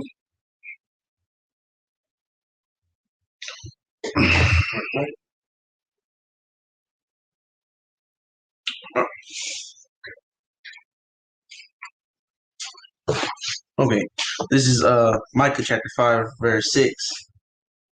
And they shall waste the land of Assyria and the sword with the sword, and the land of Nimrod and the entrances thereof. Thus shall he deliver us from the Assyrian, and when he cometh into our land, and when he treadeth within our borders. And the remnant of Jacob shall be in the midst of many people, as a dew from the Lord, as the showers upon the grass, that raineth not for man, nor waiteth for the sons of men. So that's how we're going to be spread upon all these nations. Or you go anywhere in the world, and you're going to find Israel. All right? Because that's how it's spread out to the four corners of the earth. Verse 8, and the remnant of Jacob shall be among the Gentiles in the midst of many people, as a lion among the beasts of the forest, as a young lion among the flocks of sheep, who if he go through, both treadeth down and teareth in pieces, and none can deliver. Thine hand shall be lifted up upon thy adversaries, and all thine enemies shall be cut off. And remember, this is a future prophecy. And it shall come to pass in that day, saith the Lord, that I will cut off thy horses out of the midst of thee, and I will destroy thy chariots, and I will cut off the cities of thy land, and throw down all thy strongholds. All right, he's gonna cut off the horses and the chariots. All right, that's talking about all the people that's in power, that's in authority of America. Or he's gonna cut them down. Or he's gonna cut down their borders. All right, that's the access between state to state, city to city. All right, and their strongholds. All right, that's their military. And I'll cut off witchcrafts out of thine hand, and thou shalt have no more soothsayers. No inductive and deductive reasoning. People playing semantics and shit like that.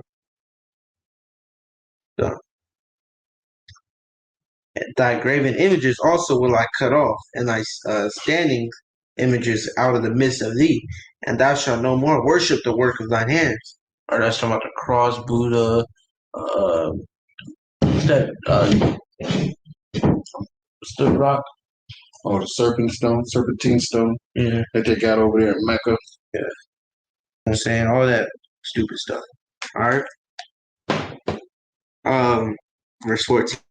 And I will pluck up thy groves out of the midst of thee, so will I destroy thy cities. And I will execute vengeance and anger and fury upon the heathen, such as they have not heard. All right. This is something that none of these people have heard. That's what the Most High is going to do to these people.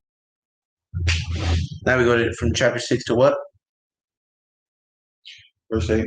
Verse 8. Okay, cool. Yeah, verse 8. Sorry.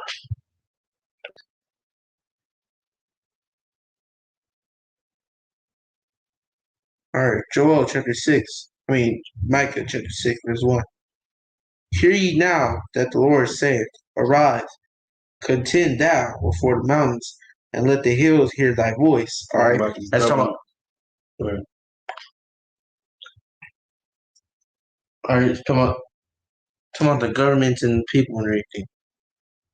Hear ye, O mountains, and the Lord's controversy. So we're talking about how we go out to these highways and byways, and we contend against these governments, and we talk against them. That's what y'all be seeing us out here doing, is we be contending against these governments and these hills, these governments, and what you call the board of directors, or what's lower than the governments? You got the government, and then you got the councils and stuff like that. UN. Yeah, go ahead. Hear you, O mountains, the Lord's controversy, and ye strong foundations of the earth. For the Lord hath a controversy with his people, and he will plead with Israel. O my people, what have I done unto thee? And wherein have I wearied thee? Testify against me, for I brought thee up out of the land of Egypt, and redeemed thee out of the house of servants. I sent before thee Moses, Aaron, and Miriam. O my people, remember now what Balak king of Moab consulted, and what Balaam the son of Beor answered him from Shittim unto Gilgal, that ye may know the righteousness of the Lord. Wherewith I come before the Lord and bow myself before the high God. Shall I come before him with burnt offerings, with cows of a year old? Will the Lord be pleased with thousands of rams, or with 10,000 of rivers of oil? Shall I give my firstborn for my transgression, the fruit of my body for the sin of my soul? He hath shewed thee, O man, with his good, and hath and what doeth the Lord require of thee, but to do justly, and to love mercy, and to walk humbly with thy God.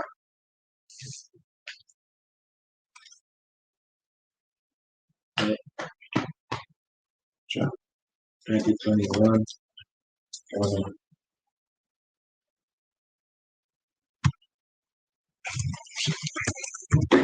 Said Matthew 21.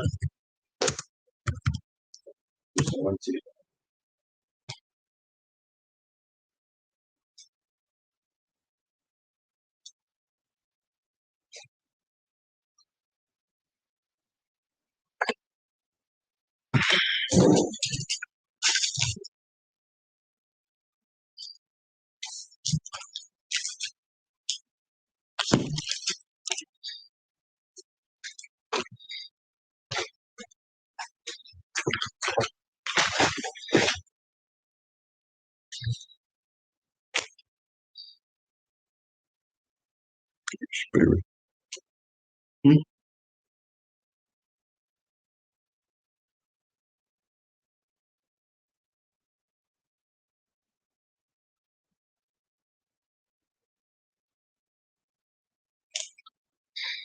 Just a second.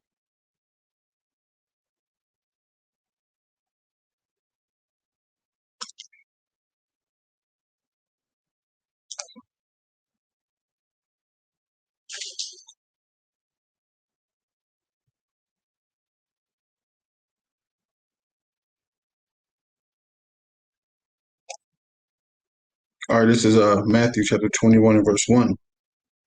And when they drew nigh unto Jerusalem, and were come to Bethlehem, unto Mount of Olives, then sent Jesus two disciples, saying unto them, Go into the village over against you, and straightway ye shall find an ass tied, and a colt with her. Loose them, and bring them unto me. If any man say aught unto you, ye shall say, The Lord hath need of them, and straightway he shall send them. You can find this in the book of Zechariah 9 and 2 and Joshua 12 and 15. All right. And Mark 11 and 2. Okay. All this was done that it might be fulfilled, which was spoken by the prophet, saying, Tell ye, right, in the book of Isaiah, right? Tell ye in book of Isaiah 62 and 11, tell ye the daughter of Zion, behold, thy king cometh unto thee, meek, and sitting upon an ass, and a colt, the foal of an ass. And the disciples went and did as Jesus commanded them, and brought the ass and the colt, and put on them their clothes, and they set them thereon. And a very great multitude spread their garments in the way.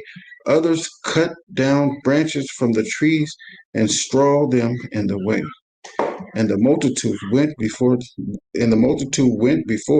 and followed, crying, Hosanna, the Son of David. Blessed is he that cometh in the name of the Lord. Hosanna in the highest.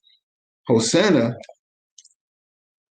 just means in the Greek, giving or indicating a good chance of success. So I go there anyway.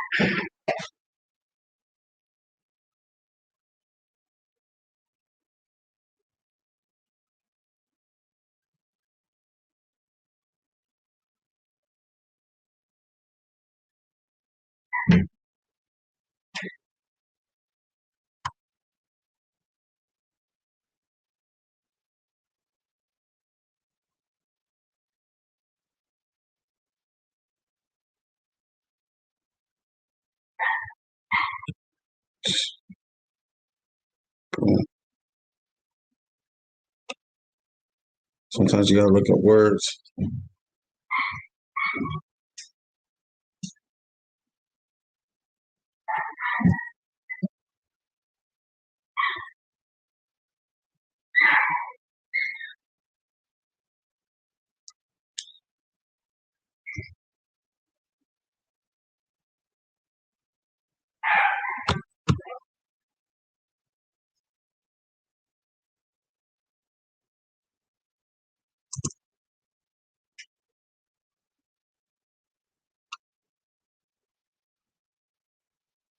Propitas.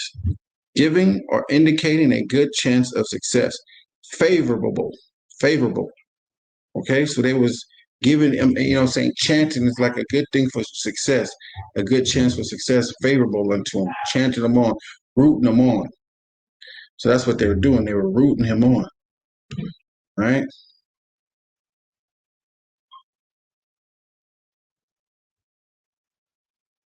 Or are we going to 19, you said? Verse 11. Okay. Verse 9. And the multitudes that went before and that followed cried, saying, Hosanna to the Son of David. Blessed is he that cometh in the name of the Lord. Hosanna in the highest. And rooting them on. And when he was come into Jerusalem, all the city was moved, saying, Who is this?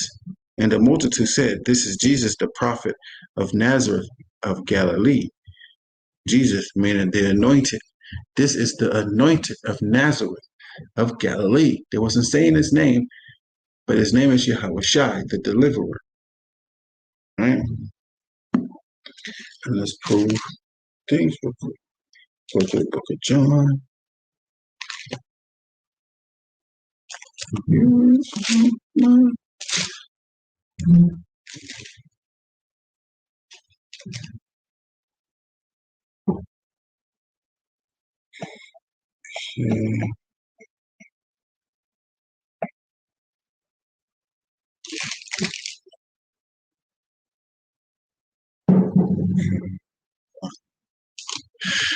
go over here and prove that real quick.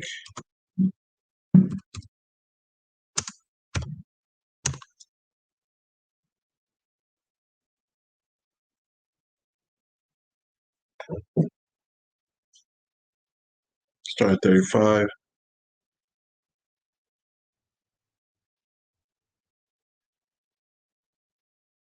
Again, the next day after John stood and two of his disciples, and looking upon Jesus, he walked. He said, Behold the Lamb of God. And the two disciples heard him speak, and they followed Jesus. Then Jesus turned and saw them following, and saith unto them, What seek ye? That said unto him, Rabbi, which is to say, being interpreted, Master, where dwellest thou? Right? He saith unto them, Come and see. They came and saw him. They came and saw where he dwelt, and abode with him that day, for it was about the 10th hour.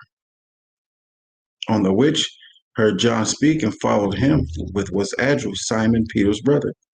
And first findeth his own brother Simon, and saith unto him, We have found the Messiah, which is, being interpreted, the Christ, the Messiah, Mashiach, Hamashiach, Messiah, which is interpreted the Christ. Let's go.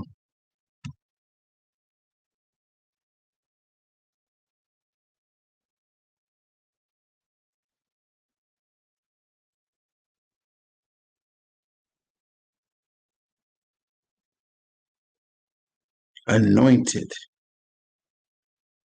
Messiah, which is in the Hebrew, Mashiach. This is in the Greek. All right.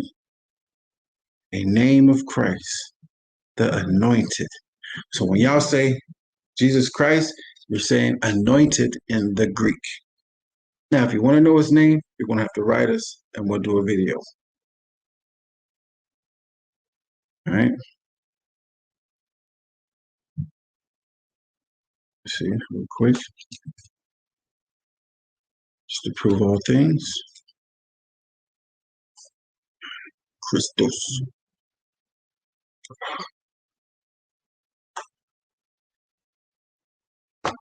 Christ, anointed. Christ was and is the Messiah, the Son of God. Anointed. That's not his name. His name is Yahweh Shai, and we can prove why that is. Writers, like, share. We can do a video for it. All right.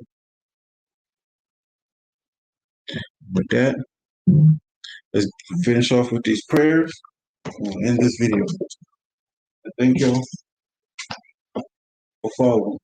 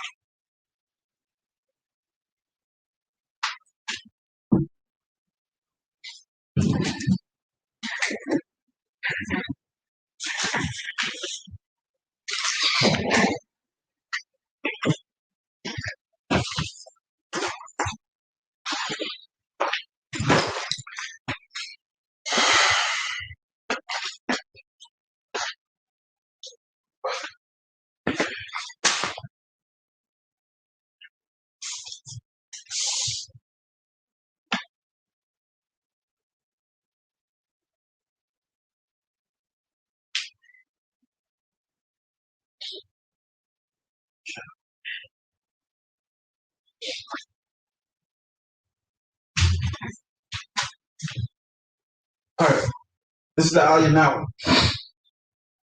It is our duty to praise the Master of all, to ascribe greatness to the author of creation, who has not made us like the nations of the lands, nor placed us like the family of the earth, who has not made our portion like theirs, nor our destiny like all their multitudes, for they worship vanity and impudence, pray to a God cannot save. But we bow and worship, thank the supreme King of Kings, the Holy One. Blessed be He who extends the heavens, establishes the earth. His throne of glory is in the heavens above, and whose power's presence is in the highest of heights. He is our God. There is no other. Truly, He is our King. There is none else. As it is written in the Torah, He shall know, take to heart this day, that the Yahweh's Elohim, the heavens above and on the earth below, there is no other. Hallelujah. Hallelujah. Hallelujah. Hallelujah. Hallelujah. Hallelujah. Hashem. Hashem. Shah. Yahusha. Shah. Mashiach. Shema. Yahshua. Yahweh. Yahweh. Shema.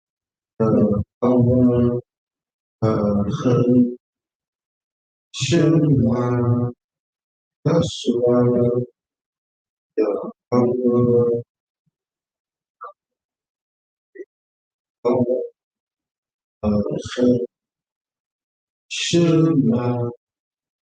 Shema. Yahshua.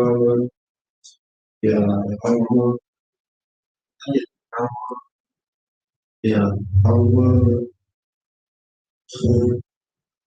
Shema. Yahshua. Yahweh. Alani. Yahweh. Shema. Yahshua. Yahweh. Alani. Yahweh. Achad. Here is the Lord.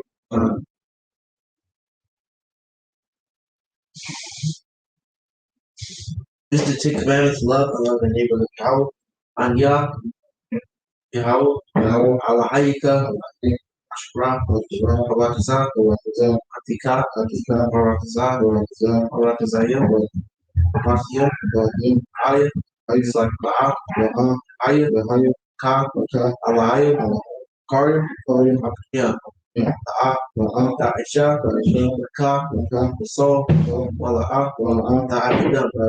Ta'adam, the Korka, Hashem, Yahweh, Mashallah, Zakar, Hayawun, Hashabah, Lakadash, Ba, Abuka, Ba, Amka, the Razak, the Na'a,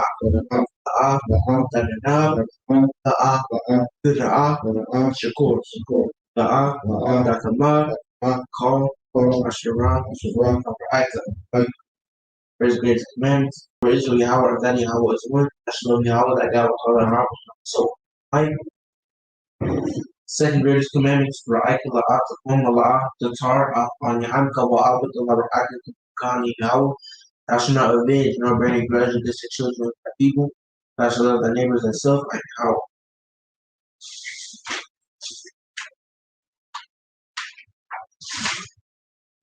This is the one Hasha'ah, moral. Now when Yahushai was in Bethany in the house of Simon the leper, there came unto him a woman having an eberlaxer box of very precious ointment, and poured it on his head as he sat at meat.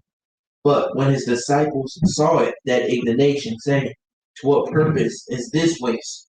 For this ointment might have been sold for 300 pence on his wages, and given to the poor. When Yahushua understood it, he said unto them, why trouble ye the woman? For she hath wrought a good work upon me. For ye have the poor always with you, but me ye have not always. For in that she hath poured this ointment on my body, and she did it for my burial. Really I say unto you, wheresoever this gospel shall be preached in the whole world, there shall also that this woman hath done be told for a memorial of her. Hallelujah, hallelujah, hallelujah, hallelujah, hallelujah, hallelujah. Shem, Shem, Shah, Shem, Shah, Shem.